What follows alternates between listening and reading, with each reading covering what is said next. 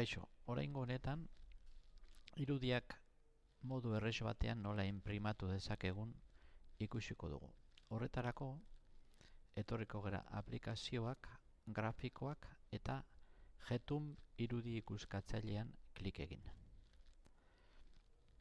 Berez agertuko zaigu irudiak karpeta, horrez badaude guk inprimatu nahi ditugun irudiak, bilatu eta klik egin guk aukeratu dugun irudi horiek aurkitu arte.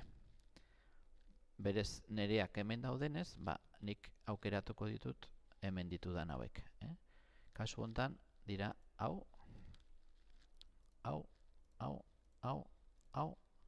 eta hau. 6 argazki hauek inprimatu nahi ditut. Orduan, aukeratu zen ditut guztiak, eta ematen diot inprimatu teklari.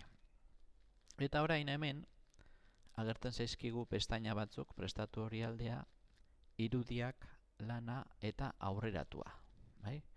Orduan, lehenengo aukeratuko dugu prestatu orrialde honetan, horizontalean edo vertikalean nahi dugun, hemen dago aukera hori.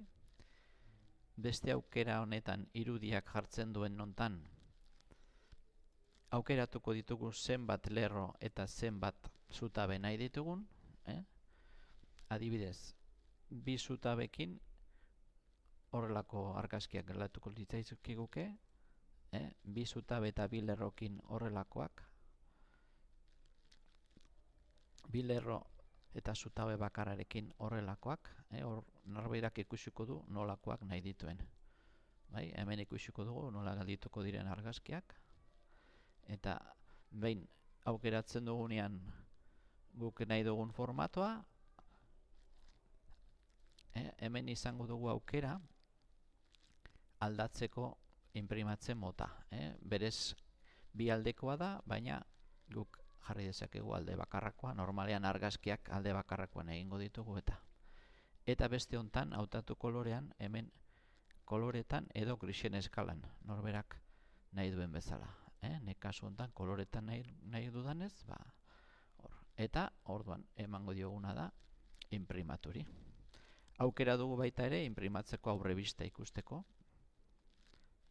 eta besterik gabe horrekin inprimatuko ditugu gure argazkiak.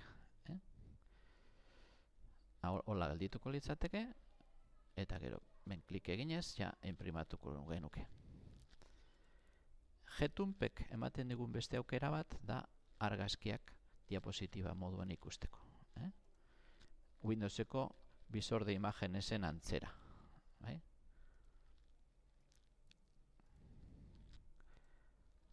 Bukatzen denean bukatzen da.